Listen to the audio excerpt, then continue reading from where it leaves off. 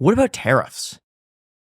What are your thoughts on that? I feel So, like yeah, people have a very poor understanding of tariffs. They really do. the thing that We've played a lot of videos of people being very confused about tariffs on my show lately. The thing that confuses me so much, Yeah. it's like, okay, I studied economics in college, but at the same time, like now people have very convincing arguments on both sides of the aisle. People on the left say that people on the right don't understand tariffs, and people on the right say that the people on the left don't understand tariffs. What's your understanding of tariffs? And then I'll ask you to steelman that argument. Sure. So, my version, I'll tell you why I agree with Trump's proposition for tariffs first, because that's what sort of brought this back, right? I mean, basically what's happening right now is that other countries are putting huge tariffs on our products. So we can't, as I played a video on my show, Mr. Wonderful, what's his name from Shark Tank? Kevin O'Leary, who's great.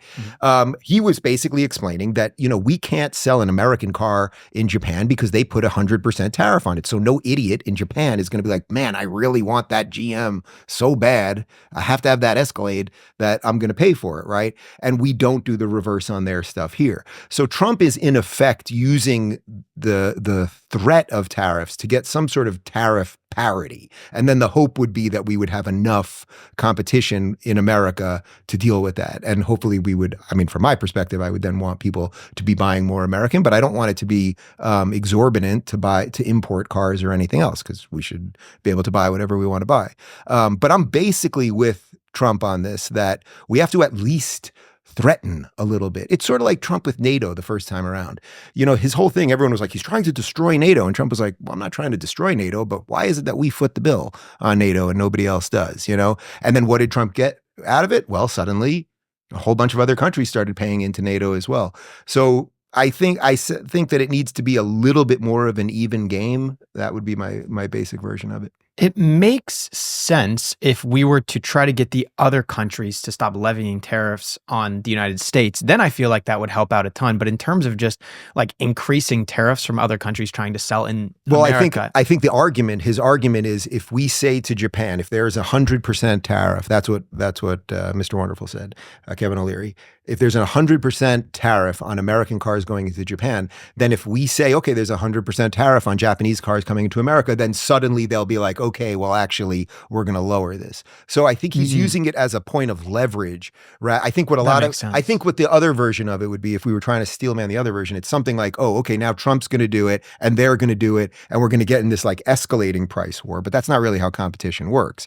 The idea is, oh, if you guys are going to have this crazy tariff, we're just going to do the exact same thing. And then the car manufacturers of Japan might be like, boy, this isn't such a great idea because we can't sell in America anymore because it's too expensive to go there. So again, this is another one where I just think competition and why do we have such insane rules? You know what I mean? Like, can either one of you make the argument for that? Why do we allow this with China and Japan and plenty of other countries? Why try to make the argument? Well, I think we need cheap labor. I mean, when it really comes down to it, right? So if we're importing a lot from China, it saves the average person here a significant amount of money.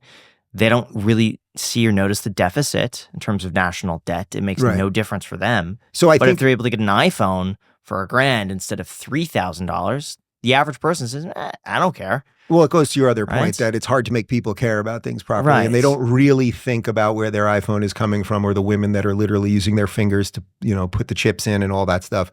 But I would say basically, if you can create a situation, and I think it's fairly obvious Trump is going to do this, if you can create a situation where other countries feel that they can't just rip off America anymore, that ultimately they will lower tariffs too. Like, it's actually insane. We make some pretty good cars in America. We didn't, 50 years ago, but we do now, actually. It's like, why can't we sell them in Europe? It's because of the tariffs. So you threaten them, basically say, hey, we're going to do to you what you've been doing to us.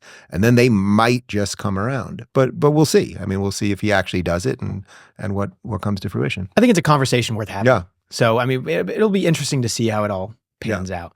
I feel like that's kind of the theme of this entire presidency. It's like, it'll be interesting to see kind of how it all pans out. Will the Nazis be back? We'll see. We'll see. Well, I'm mostly thinking like RFK even, like what'll even happen with that. I think it's all just like, it's going to be such a massive shift. Yeah. It'll be interesting to see. Well, we're not used to doing amazing things in America, at least in, you guys are probably, how old are you guys? 34. 34. 26. 26. So I'm 48. So you guys I have a couple years on you.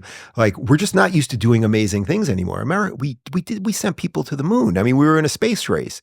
Like, we used to do incredible things. Elon is actually doing incredible things, but as a nation, we haven't been doing incredible things anymore. We've done a lot of unimpressive things, I would say. And if you look a lot of our architecture and our infrastructure, and we've stopped dreaming in a lot of ways. So it seems to me that Trump now represents a restoration of the American dream, that it's like, we're going to get government off your back. We're going to look in and be like, well, what did happen during COVID? And why did we inject all these kids with this stuff? And why did we force doctors out of work if they didn't want to be injected with it? And why did we think we could lock people in their home? And how did these agencies get so powerful? And why did nobody get fired? Like, we're actually going to look under the hood, to use a reference I used before with Twitter. We're going to look under the hood and be like, wow, we have been wasting insane amount of money. We have been doing these crazy military adventures overseas without really understanding why or explaining it to the American people. And I think all of that, I think when people see a little bit more of how screwy things were, and then they start realizing, boy, it didn't have to be this way, I think it will get more people more and more involved. I also think they're going to decentralize a bit of the DC power and move some of the agencies out. And I think when you do that, it's like, why is the Department of Agriculture in DC? I don't know, maybe it should be in Iowa. Like, once you actually do that, then the power center will be less powerful and you will be giving back more of the power to the people. It's interesting. That reminded me that we were talking to somebody, and they were telling us about government spending.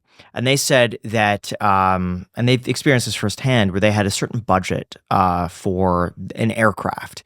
And because they didn't get the they got really close to, the budget by the end, but they had to use up They have to use it so they get more. So what they ended up doing is just flying planes from coast to coast. Because then they just to be able to hit and say, okay, we reached our budget and now we could get more money the next year. And if we don't do that, then they're going to cut our budget. They literally cut the budget. Yeah. And by the way, flying empty planes. That was just back and forth. That's a perfect example of what's wrong with the government. No business could operate this way, right? You could never operate that way. You would never be like, I have to spend more, otherwise I won't magically get more money, because there's no supply and demand there or anything else. It makes no sense.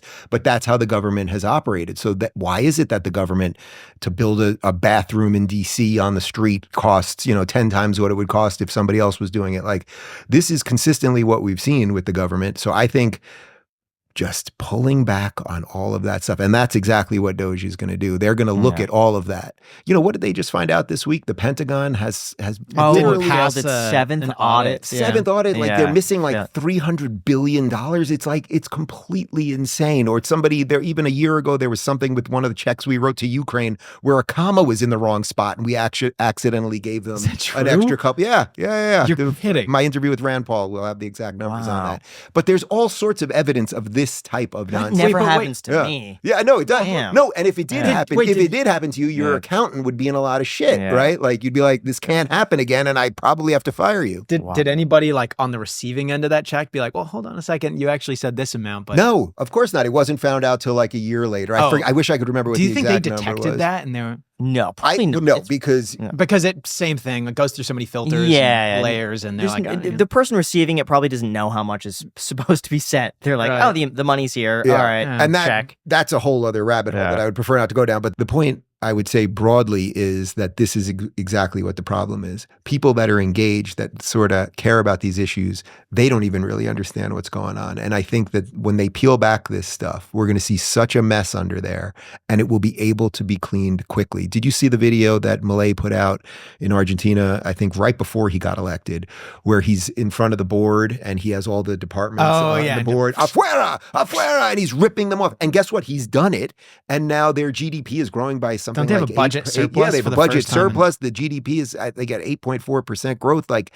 And it's just because he was like, we will not do this anymore. It's just enough. And that's kind of where we're at. But in fairness, I haven't heard much from the constituents of Argentina in terms of like how this is affecting them. I know for Nayib Bukele, the guy from El Salvador, like that's actually treating people in El Salvador incredibly well. Yeah. My roommate that I had back in college, he's El Salvadorian, and I actually texted him because I see all of this stuff on Twitter, but you never know what's real and what's fake. Sure. And so I texted him, I'm like, hey, I know you're El Salvadorian. How is this actually affecting people? I don't want to go by what, some random like white dude in Minnesota is saying about, El Salvador. Like I want to see from an actual constituent. Yeah. And he said that he was actually able to go and visit his grandma for the first time in like a decade. Wow. Because it's finally safe enough to go and see her. So I've been to El Salvador a couple times before Bukele because my brother-in-law was working with an organization that was helping poor people get shoes, sidebar, but he had to live in an incredibly protected, armed guard, barbed wire community that was basically for Americans that were trying to just help these communities. And when we went, I mean, you could not walk outside. You basically knew if you walked outside, first off, you literally couldn't because they had giant metal gates and armed guards there, but that they made it very clear, if you walk out of this thing, if you figure out how to get out of here without us, you will likely be killed, or at least have all your stuff stolen.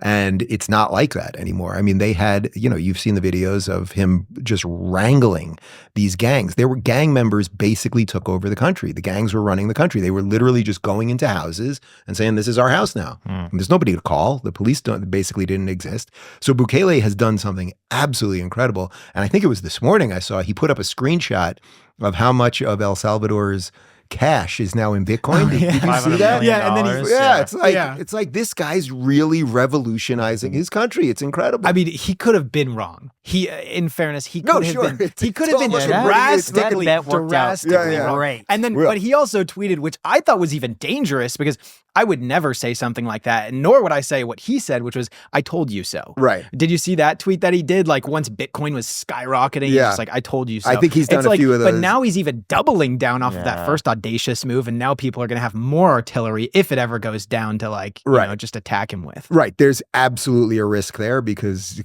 I mean, Bitcoin happens to be doing quite well right now, but clearly has had its ups and downs, and you just don't know. Like, what does that really mean? Okay, so you have that in Bitcoin, that's great, and El Salvador has that, but what does it really mean for the people? It's still a little unclear to me at some point. It's a stored wealth, you're not spending it. So there's something to be said about what he's doing there.